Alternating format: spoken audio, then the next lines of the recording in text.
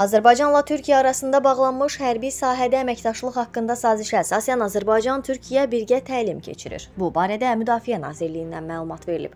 Azərbaycan ordusu və Türkiyə Silahlı Qüvvələrinin müxtəlif qoşun növlərinin şəxsi heyəti, döyüş və xüsusi təyinatlı mühəndis istehkam texnikası, həmçinin hərbi aviasiya vasitələrinin cəlb olunması ilə keçirilən təlim Bakı şəhərini, eləcə də Astara, Cəbrayıl və İmişli rayonlarının ərazilərini əhatə edir.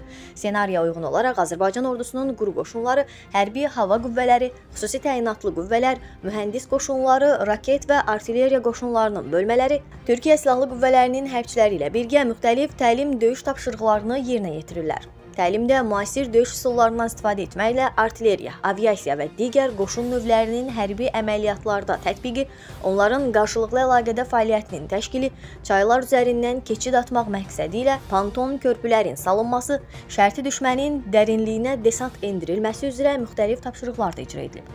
Birgə təlimlərdə əsas diqqət qoşunların qarşılıqlı əlaqədə fəaliyyətləri zamanı döyüş uzlaşmasının təmin edilməsi, idarəetmənin təkmilləşdirilməsi, təcrübə mübadiləsi və şəxsi heyətin peşəkarlığının artırılmasına yönəldilib. Təlimdən görüntüləri təqdim edirik.